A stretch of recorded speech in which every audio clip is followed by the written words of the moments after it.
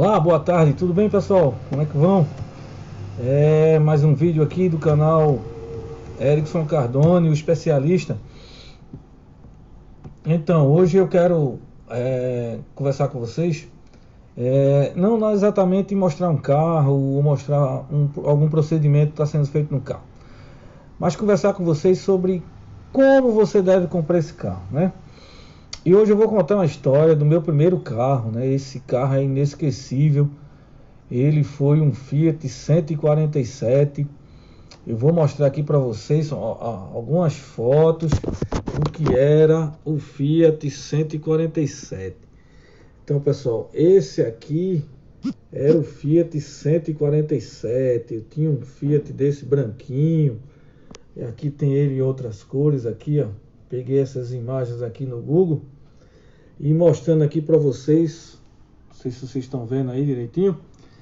O que era o Fiat 147. Pois bem, então é o que eu sempre digo: vai comprar um carro? Vai, tá? Então tira a emoção, esquece essa emoção de comprar o carro e vai pela razão. Por que eu estou dizendo isso? Porque eu vou contar uma história desse carro que vocês vão rir à vontade, porque foi muito engraçado. E como foi difícil descobrir o problema desse carro. Mas vamos lá, eu comprei esse carro e sempre teve problemas, sempre ia para a oficina, visitar a oficina quase toda semana. Mas era aquela história, né? Eu ganhava dinheiro durante a semana para gastar no fim de semana, no sábado, lá na oficina, para consertar o bendito do Fiat 147. E nesses dias eu consertei o carro no sábado, o carro estava perfeito.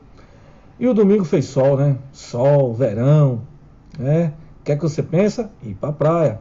Então eu peguei a namorada na época e vamos pra praia. Pois bem,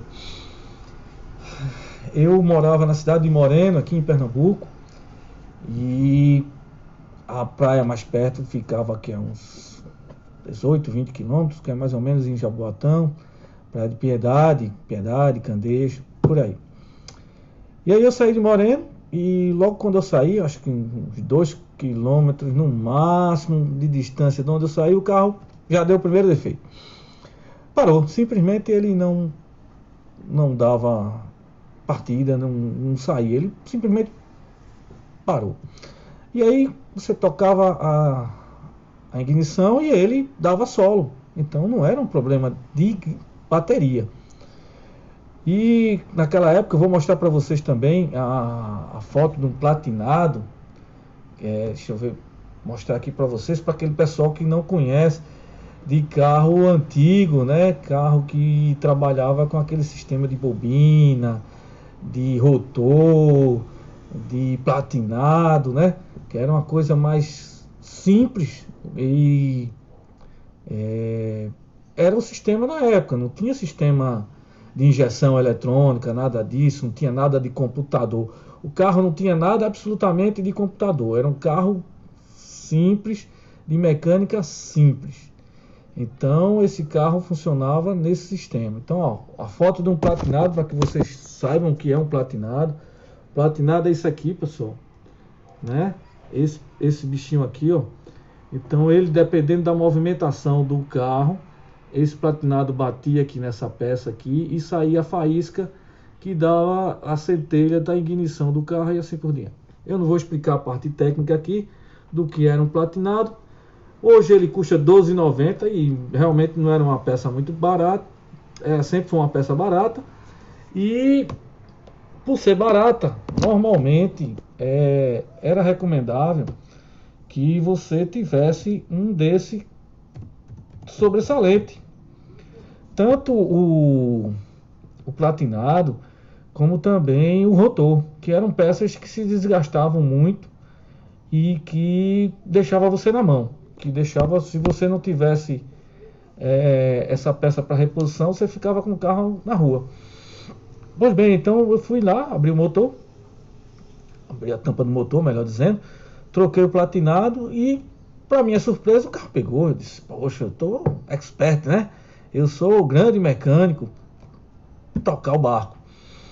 E mais na frente, acho que uns 2, 3 quilômetros, mais ou menos a mesma coisa, o carro apresenta a mesma dificuldade e simplesmente para, vou para o acostamento, levanta o motor, mexe um pouquinho nos cabos de vela, alguma coisa nesse sentido, podia ser que não estava. Aí, minha surpresa, quando eu toco, o carro pega de novo, vamos mais para frente e anda mais assim, uns 4 quilômetros e o carro para novamente. E o carro foi parando. E sempre com esse intervalo de 4, 5 minutos de que o carro não pegava. Simplesmente ele não pegava. E eu achava que aquilo ali era um problema besta e tal. Alguma coisa assim que era realmente do cabo de vela que estava tendo mau contato. Alguma coisa muito simples. E fui tentar chegar na praia. E não consegui. Não consegui porque na 11ª vez que o carro deu defeito, e aí se você multiplicar isso por cada 5 minutos, você já viu o tempo que eu gastei para andar nem 10 quilômetros, mais ou menos. Quando eu cheguei na cidade de Jaboatão, já na estrada de Muribeca, né, para chegar ao acesso lá à Piedade, eu desisti. Desisti porque já estava muito tarde. E eu ia entrar nessa estrada, ela é um pouco deserta na sua concepção, né?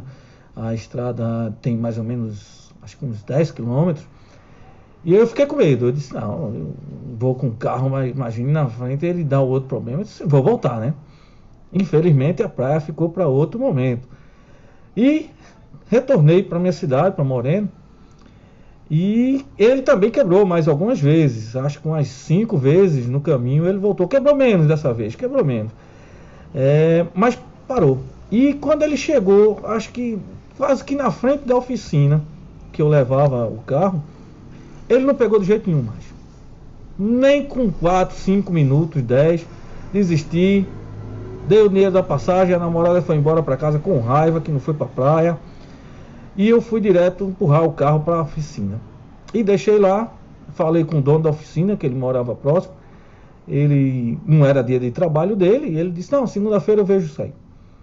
E aí ele começou a trabalhar no carro na segunda-feira, começou na segunda, e trocou o platinado novamente, trocou velas, trocou cabo de vela, trocou o rotor, trocou o corpo trocou a bobina também do carro. E todo dia eu chegava lá à tarde, tardezinha, eu passava lá. E aí o carro, ele disse, olha, já troquei isso, já troquei aquilo. E o carro, e a conta aumentando lá na oficina e também lá na autopeça, né? Que ele comprava essas peças. Eu conhecia o dono da autopeça e ele ia dizer, não, tudo bem, pode comprar, pode despachar aí as peças que eu venho aqui no sábado, na sexta-feira pagar. E na sexta-feira eu fui lá, né? E para minha surpresa o carro não tinha pé. E aí eu conversei com ele, disse, não, vamos sentar, vamos pensar um pouco. Olha, a gente já trocou quase tudo dessa parte de ignição do carro, né, a parte elétrica, né, do carro. E ele disse, olha, eu já mexi até na bomba de combustível para ver se era algum problema na bomba, e não era. Ele disse, eu só vou agora fazer um negócio que eu acho que é difícil ser, mas não custa nada tentar. E aí ele disse, eu vou tirar o tanque do carro, o tanque de combustível, vou ver o que é que tá vendo.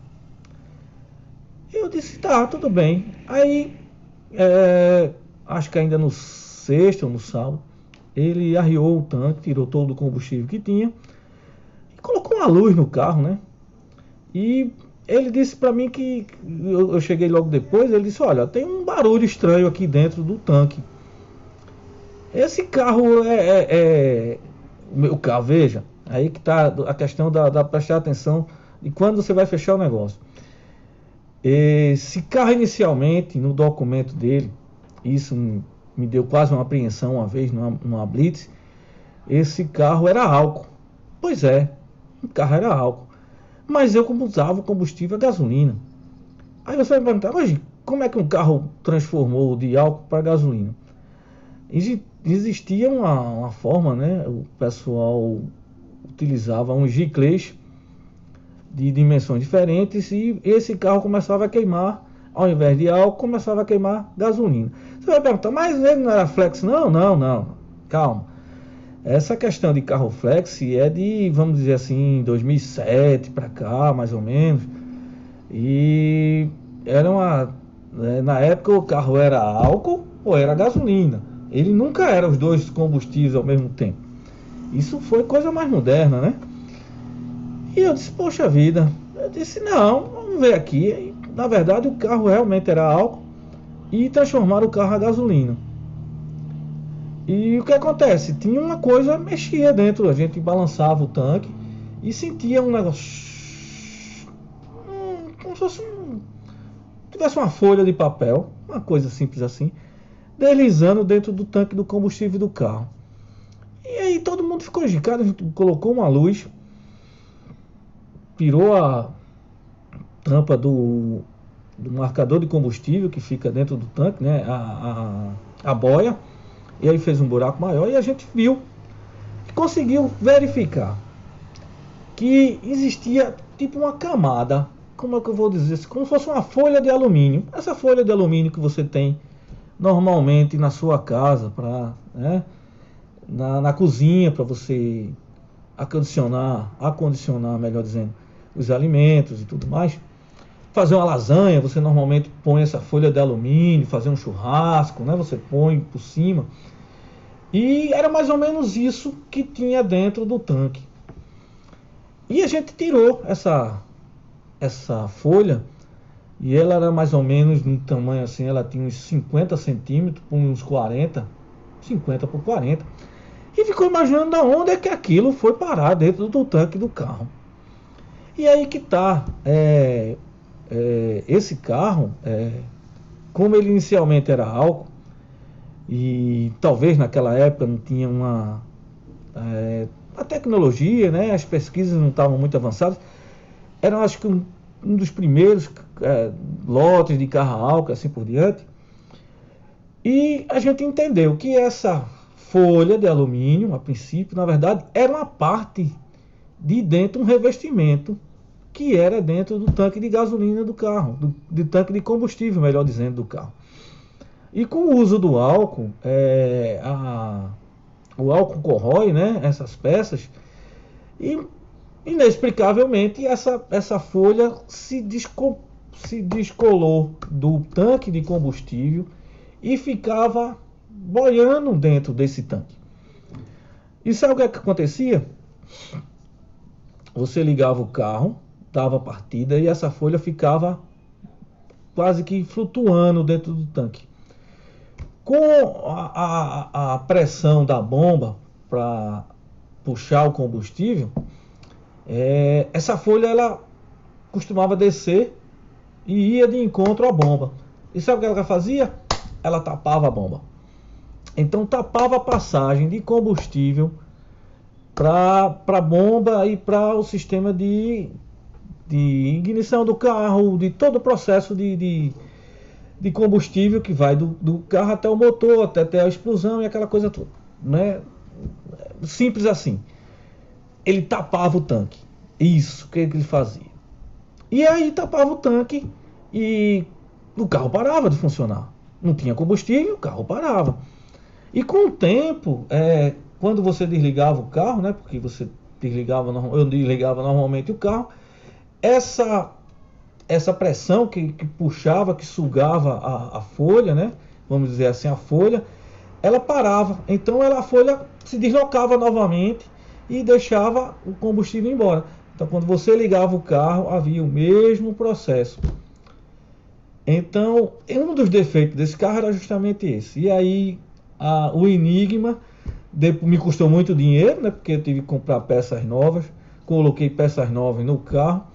E na verdade o problema do carro era esse. Quando se tirou toda essa sujeira que tinha dentro do tanque, né, fizeram uma limpeza bem caprichada, verificamos se tinha alguma coisa se desprendendo e não tinha mais nada, e colocamos o tanque no lugar, colocamos o combustível, colocamos o carro para funcionar, e aí o carro ficou perfeito.